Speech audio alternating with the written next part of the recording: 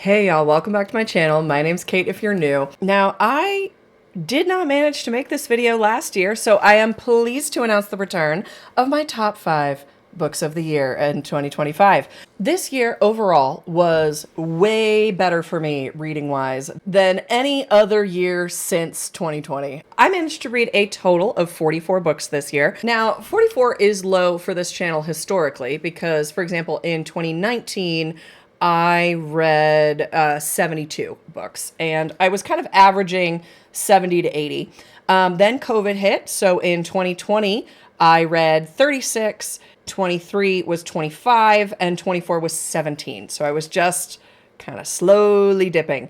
And then, yeah, this year, I shot back up to 44. Better than I've done any year since 2020, and yet also only about half of what I was doing pre-2020. So anyway, I was focusing my reading this year on, I did a lot of Danmei reading, but I also was doing a lot of duology reading, which I haven't done the big project that those are for yet, but that is still coming. I did have a lot of good stuff this year. I did have also, because of some of my other projects, some disappointments, which we'll get to in next video. But to get on to the bulk of the video and my top 5, I'm going to be going kind of vaguely chronologically and when I read them. So first of these is The Son of Neptune by Rick Riordan. Now, Heroes of Olympus in general was definitely on my top 5 back when I first read them. I want to say it was maybe 2018 or 17-ish. I decided to do a big reread of the Percy Jackson series. I got my video up of my reread of the first 5 books, the Percy Jackson and the Olympians.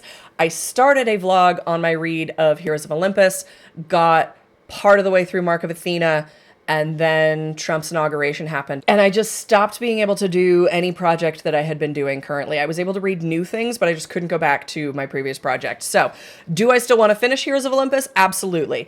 Son of Neptune. Oh, my precious baby angel children.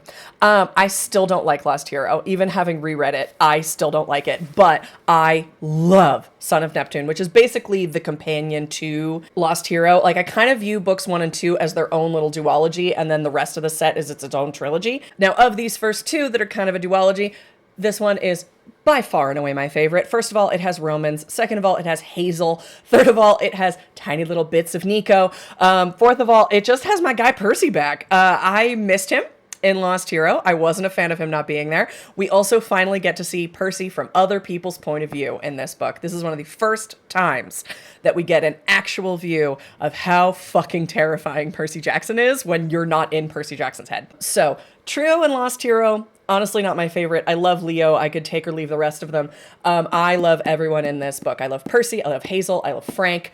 They're all so good. They're all my favorites. They're all my precious baby angel children that I raised myself. Do I need to do a recap on what Percy Jackson is? Y'all know what Percy Jackson is. It's a kid with demigod powers from his dad, who is Poseidon. So in this one, we start really getting into the differences between the Greek and Roman aspects and how it is kind of yes, technically they're the same god, but depending on what face they're wearing, they have different personalities and different powers. And that's when we really start getting into that, is in this book. I love Romans.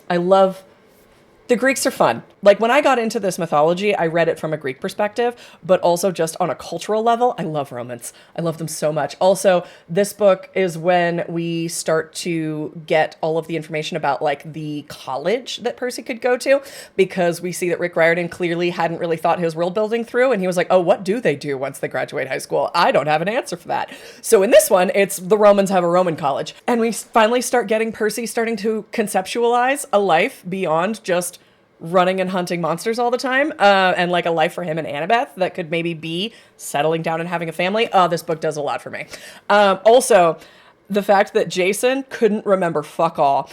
Percy, the one thing he knows is that he has a girlfriend named Annabeth, and she's the best thing in the world. I love that. I was really concerned that there was going to be an amnesia love triangle thing that happens in this book, but no. Now, I do need to get back to the series.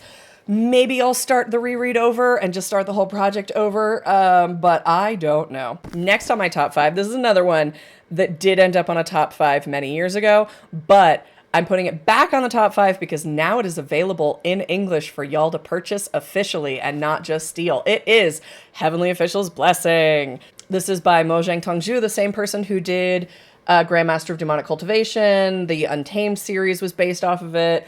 This now has its own animated adaptation that I love. I'm obsessed with this series. I, again, read it, I want to say maybe 2019-ish, but it wasn't translated yet. It was just a fan translation, and while the fan translation was done really well, it still felt weird trying to recommend it when you could only read it online. There was no way to get like an official copy. I completely reread this series because it had finished, like the publication finally finished this year. And also, I finished my reread, finished all of the extras, dove into the fandom, which had exploded since the last time I was in the fandom, because the last I was in the fandom, it wasn't really available in English. So the English language options were tiny. Now they are huge. So I finished the book, dove into the fandom, almost started a third reread, just like right then and there. I love this series so much. This is about a prince who 800 years ago ascended to godhood, got cast down, ascended again, got immediately cast down, and then now 800 years later has managed to ascend again. So it picks up at that third ascension to godhood, when he is now like a scrap god. Like, he used to be like a martial fighting god, and now he's like a trash collector god. But his ascension triggers off this whole series of events involving this guy who has maybe just possibly been his most devoted follower for the past 800 years. He might also be a ghost king. It has to do with gods. It has to do with the fall of gods. It has to do with, like, what does worship mean when gods are also just people? Like, they're literally just people that gathered enough power to ascend to godhood. There's a lot of, like, political machinations going on in the realm of the gods because, again, they are just people who got enough power to ascend to the heavens. So they come with all of the problems that people have. This story mostly has kind of two separate timelines. We have what I kind of call the present day timeline, which is when he's ascended for his third time after the 800 years. And then also we keep going back and kind of learn what happened up to his kind of exile and wandering for after his second ascension and being cast down. We kind of learn that through flashbacks. And the flashbacks are heartbreaking a lot of the time because his story was not a happy one. He got cast out for legitimate reasons, but like heartbreaking, complicated reasons. So like that all is very good and interesting. And then in the present day timeline, so we have Jielan, who is our thrice ascended god. We also have Huacheng, aka Sanlang, who is our 800-year-old ghost king. Now, these guys in our present day timeline have just like an embarrassing amount of emotional intimacy. Like, they're essentially married from their first chapter. Like, Sanlang just moves in, sleeps on the floor, just like they're immediately married. And it's to the point where everyone around them is starting to get embarrassed by how fucking emotionally intimate they are in front of my salad. You know what I mean? Also, now, while they don't fuck until way later, they start making out almost immediately. It's always under the guise of like sharing power. There's like an entire scene where they just roll around making out all night. It's great. I honestly would recommend Danmei for anyone that's getting tired of the romantasy options and how they're all kind of the same thing. Try some of these out. Just see what you like. So anyway, Heaven Official's Blessing. I've talked about it a few times on this channel, so I don't want to go into it too much, but I did reread it again this year from the official English translation. I love it so much. All right, next. This is going to be a new one, which is I finished the Strange the Dreamer duology. I've read Strange the Dreamer a while ago. Maybe I put it on my channel before, but I know I definitely had not finished Muse of Nightmares by the time I talked about it. So remember how I was saying with Heavenly Official's Blessing that like divinity and godhood and the fall of godhood is one of my absolute favorite things? This series. This whole thing is about what do we do with gods and the fall of gods, and what if a god is a tyrant, and what do we do in the aftermath of gods being killed? So, Strange the Dreamer follows Laszlo Strange. He is a librarian's apprentice. He is also an orphan, and he has been obsessed with this city. What happened to the lighting? Is that what it is? Oh, it's that. Okay. It was this ancient mythical city. You know, there were all these stories about it in the library, and suddenly the name disappeared. Not only did it disappear out of his head, but it disappeared out of every text. And the new name that has appeared in its place is Wheat. Several years after this, a caravan shows up with representatives from this magical city. Laz obviously has to go. He's not initially picked. He has to kind of weasel his way into the expedition, but he manages to get to this strange city. Now, the other POV is a girl who is stuck in a citadel above the city, and she was a daughter of the gods that are now dead. Sorry about the quick change. The camera battery died and we cannot find the charger, so I had to switch to my phone. So this is a story about gods who were not kind.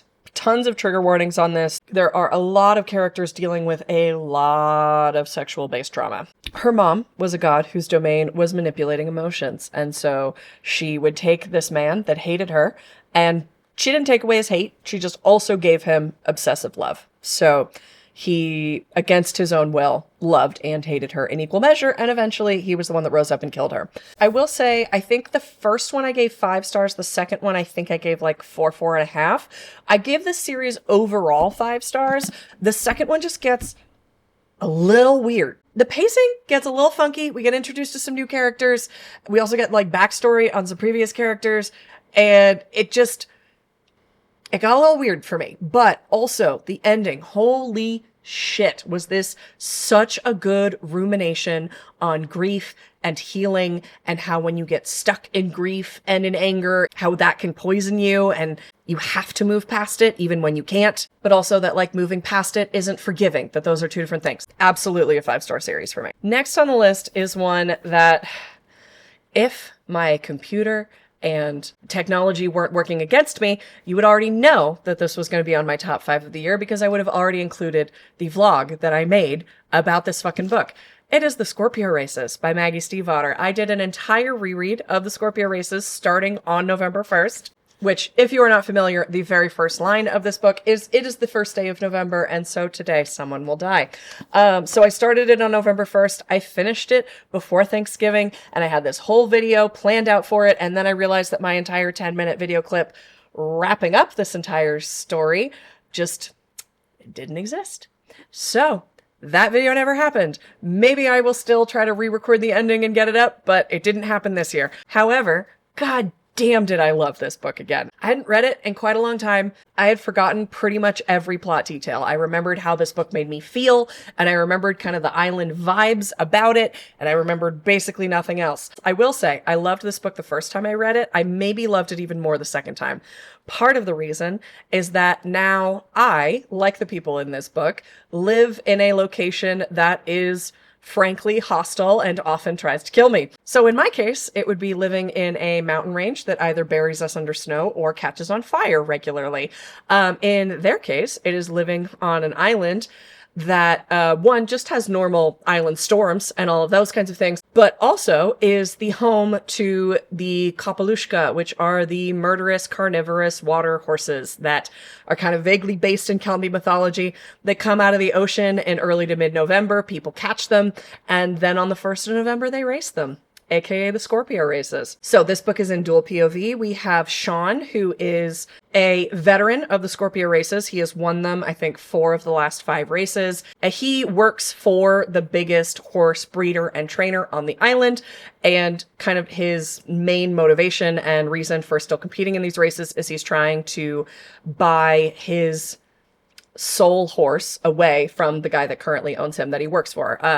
His soul horse is a Kapalushka named Kor. He is bright, bright red, and he is possibly the fastest thing in the world, but Sean is also like, even if there's a horse that's faster, he's still gonna win for me. He is my horse. Kate, aka Puck, is the other POV, and she is the first girl participating in the Scorpio Races ever. These books, I believe, are kind of set 1950-ish, although I couldn't give you an exact year. But she is riding on her soul horse, which is not a Kapalushka, is an island pony named Dove, and Dove is her best friend, just like Kor is Sean's best friend. And the way that these two love the island, love their horses, love each other eventually. Oh, it's so good. I love islands. I love horses. This book has like everything for me. I also did live on an island for a while, and there is just something special about island life. Just is. I'm doing some other Maggie Stiefvater projects on this channel that I do hope to eventually get to, but Scorpio Races might still be my favorite of everything I have read of hers. I have read The Raven Cycle, I have read Scorpio Races, and then I've read All the Crooked Saints. Scorpio Races is still my favorite. 5 out of star book for me. Wonderful standalone as well. This is not part of a series. Loved it. Last on the list, and then I have one honorable mention. This one, I am so excited that I finally get to bring this to you. Now, this one is another Danmei. I read the fan translation of it a few years ago, back before it had been announced that it was licensed in English. And then it got announced that it was licensed in English and going to be coming out, and the fan translation got pulled off the internet. So I haven't been able to read it for a long time, and I've been wanting to reread it for a while. This is Thrice Married to Salted Fish. Now, salted fish in Chinese is like an idiom that essentially just means like a lazy bones. He just like wants to lay around and do nothing. This is a transmigration story, meaning someone from our world gets transported into a work of fiction. However, it is told from the point of view of the person who is not the transmigrator. And I love that twist. It's so good because we know, as readers, we know what's happening, and eventually even he kind of starts figuring out what's happening. This is our main character, Lin Qingyu. He was studying to become an imperial physician, and then right before he was set to take his exams, he got an imperial edict that instead he had to go be a male wife to a dying man because of some like fortune-telling thing. I forget the details, and honestly, it doesn't super matter. Just for plot reasons, he has to get married to a dying invalid in the hopes that it will extend his life and, you know, bolster him up somehow. So, what we very quickly realize is that our main guy, Lin Qingyu, was a minor villain in the story that our transmigrator was reading. Okay, because he has his whole like wedding night, but the guy that he's married to is too ill to attend. He's been in like a coma for a couple days. So he gets to like the bedchamber where this guy is just fully asleep. And then he kind of wakes up, looks at him, and I forget, he's like says his name or something. I forget exactly what happens. And this guy goes, "Oh, the physician that died in the Great Hall with the Crown Prince?" Right? Okay, what we learn is that this guy was a minor villain because in the original story, he was harboring all of this resentment about having his career ruined and being humiliated and being put in this family and all of that, right? Like that was kind of his villain origin story. But because this guy transmigrates in, and one is like, I had no idea that this was happening. I'm going to try to do everything I can to like make this better for you and make sure that you get my inheritance once I'm dead. Please don't kill me. Because that's clearly what happened in the original story, is that he just poisoned his husband, right? And just the dynamic in this one is so fun because this guy knows like the plot of the story. So he just seems to just kind of know things that he has no business knowing, but he's very disarming. He's very charming. And this guy ends up being charmed very, very much despite himself. And they end up becoming kind of allies in taking the rest of the family down. The body that he transmigrates into is still dying. It gets a big flush of health, and he manages to live a lot longer than he was supposed to, because he like had a new spirit essentially injected into the body. He managed to live a lot longer than he was supposed to. His body's still dying though, and that's not changing. So while book 2, like volume 2 is not out yet, I have read the whole thing. It's so fucking cute. There are also moments of deep, deep sadness. And in particular, they were really mean putting this as their main cover photo. Okay? This volume ends on a really, really mean place. And only the fact that I have already read the rest of the series is what would make me recommend this for you. Because otherwise I'd be like, no, absolutely don't do it. It's going to devastate you. It will devastate you. It is also incredibly funny. And this guy, our minor villain, is very much Ice Princess, right? Incredibly cold, incredibly controlled. But you just see him start to crack. And every time he cracks just a tiny bit, it is delightful. Because every time he has an emotion, he gets so mad about it. He does not want to be having feelings at all. When I read the original like fan translation, and it was just the summary of the entire book, it very much gave away what this Thrice Married refers to, but I don't know that that's true for the English version. So I don't want to spoil the rest of the plot, even though, as I said, the original fan translation summary spoils 80% of the plot for you. Like, I loved the take on transmigration in this story, that it's told from the perspective of the other person who's figuring out what's happening. I also just love their dynamic. It is kind of grumpy sunshine, but also just like, he's very much into watching his favorite minor villain do bad things. He's into that. I did get also the special edition of this, which does come with some really cute art, including this bookmark that has like, so this is Lin Qingyu, our physician, and then we have our transmigrator and his kind of all his different lives. It's so good. Only volume 1 is out. I don't know how many volumes it's going to be total. My guess is fewer than Heavenly Official's Blessing. I don't think it was that long. And Heavenly Official's Blessing was 8. My guess is this is going to be in the 5-6-ish range, but this is one that I would say is worth picking up as it is being released. That's going to be my plan. I'm going to be picking up and reading every volume immediately. Okay, now that was my top 5. I do have one honorable mention. This one is an honorable mention because I have not finished it, even though technically everything that I need is out. It is Arha, the Husky and his White Cat Shizun. Now, I've talked about this book and this series before. Volume 10 finished the main plot. And volume 11, I believe, comes out next year, but that one's all going to be like extras and short stories and things. So the main plot is done. I stopped right before the end of volume 8 because I realized that I had wildly miscalculated how many volumes there were going to be in this series, and 9 and 10 were not going to be out for months. So I paused, and since I lost momentum, I have not finished it. Now that they're all out, that is absolutely my plan for next year, is to possibly reread, but either way finish Husky and his White Cat Shizun. Now, this one is about Moran, our resident dumbass feral goblin child, and his ice princess of a Shizun, who is Chu Wan-ning.